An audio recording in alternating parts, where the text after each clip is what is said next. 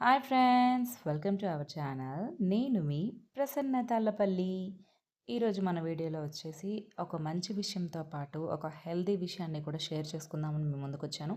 Video end వరకు చూడండి. నేను మాట్లాడిన ఈ రెండు టాపిక్స్ మీకు నచ్చితే కనుక ఖచ్చితంగా సబ్స్క్రైబ్ చేసుకొని ఒక చిన్న లైక్ ఇచ్చి వెళ్ళండి. ఫస్ట్ టాపిక్ విషయానికొస్తే హెల్దీ టాపిక్ మాట్లాడుకుందాం. ఈ హెల్దీ టాపిక్‌లో పపాయ గురించి. మీకు తెలియనివి ఏం కాదండి. చాలామందికి చాలా తెలుసు. అసలు మనం బయట కొనే పపాయ టేస్ట్‌కి దీనికి ఎంత డిఫరెన్స్ ఉందో తెలుసా? ఇఫ్ పాసిబుల్ మనకి వీలైతే కనుక ఖచ్చితంగా పపాయ చెట్టు పెంచుకోవాలండి మన ఇంట్లో.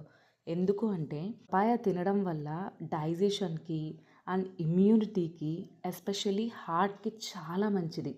బట్ ఈ విషయాలన్నీ మనం ఎంత షేర్ చేసినా కూడా పిల్లలకి అర్థం కాదు.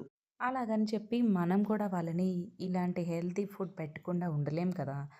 సో, ఈ రోజుల్లో వెజిటబుల్స్ అయన్నీ మనం పండించుకుంటే మాత్రమే కొంతలో కొంతైనా సరే హెల్ప్ అవుతుంది మన పిల్లలు హెల్తీగా ఉండడానికి, రైట్? అందుకనే ఇలాగా ఏ ఎరువులు వేయకుండా న్యాచురల్ ఎరువులతో మాత్రమే పండించిన పపాయాని ఒకసారి టేస్ట్ చూపించండి. మా అబ్బాయిలాగా కూడా ఇష్టం లేని ఫ్రూట్ అయినా సరే తినేస్తారు. అంత టేస్ట్ వేరియేషన్ ఉంటుంది. ఓకే.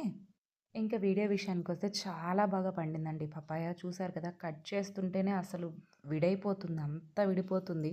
ఎందుకంటే అంత బాగా పండింది. సీరియస్‌గా చాలా టేస్ట్‌గా ఉంది. మీ దగ్గర గనక ఇలాంటివి ఏదైనా అందుబాటులో ఉంటే ఖచ్చితంగా ఒక్కసారైనా సరే టేస్ట్ ట్రై చేయండి. ఓకే. ఇక మన సెకండ్ టాపిక్‌కొచ్చేస్తే పేరెంటింగ్ అండి. నేనేం పెద్ద ఆరిందని చెప్పి చెప్పను కానీ, బట్ పిల్లలతో మెలిగే విధానం, నేను పిల్లలతో మెలిగే విధానం చూసి అక్క, తమ్ముళ్ళు అని అంటారండి. అంత క్లోజ్‌గా ఉంటాము. మగపిల్లలైనా కూడా నాతో అన్నీ షేర్ చేసుకుంటారు. ఏ చిన్న ఇబ్బందొచ్చినా కూడా నా పిల్లలు నాకు చెప్తారు, అడుగుతారు, నన్నే అడుగుతారు. అది నేను తిడతానని తెలిసి వాళ్ళ రాంగ్ ఉన్నా సరే ఆ వర్క్‌లో, ఆ పనిలో వాళ్ళ రాంగ్ ఉన్నా సరే చెప్తారు. తిట్టినా సరే ఏం చేయాలి?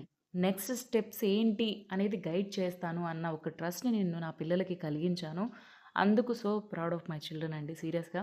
ఇలాగ మీ అందరూ కూడా ఉండాలని కోరుకుంటున్నాను. ఎందుకంటే ఈ రోజుల్లో ఆఫ్టర్ 10థ్ అందరిని హాస్టల్స్‌కి పంపించాల్సొస్తుంది కదా! సో, అలా మనం హాస్టల్‌కి పంపించినప్పుడు ఒక్కొక్క చోట బానే ఉంటుంది. ఒక్కొక్క చోట చాలా చాలా వీడియోస్ చూస్తున్నాం. చాలా భయపెట్టే సంఘటనలు చూస్తున్నాం. బట్ అలాంటివి ఫేస్ చేసినప్పుడు వాళ్ళు ఎలా రియాక్ట్ అవ్వాలి?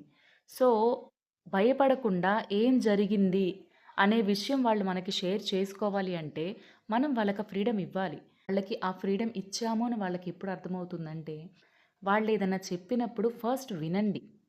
మధ్యలో ఇంటరప్ట్ చేయకండి. ఓకేనా? వాళ్ళు చెప్పే విధానం మొత్తం విని, ఏది తప్పు, ఏది ఒప్పు అని కూర్చొని చెప్పడానికి ప్రయత్నించండి. అట్‌లీస్ట్ ఇప్పటి నుండైనా స్టార్ట్ చేయండి. ప్లీజ్. ఇలాంటి పేరెంటింగ్ రిలేటెడ్ వీడియోస్ మన ఛానల్‌లో ఇంకా కావాలి అనుకుంటే కామెంట్ బాక్స్‌లో పేరెంటింగ్ అని కామెంట్ చేయడం అస్సలు మర్చిపోవద్దే. వెళ్తూ వెళ్తూ సబ్స్క్రైబ్ చేసుకోవడం కూడా మర్చిపోవద్దు. బాయ్.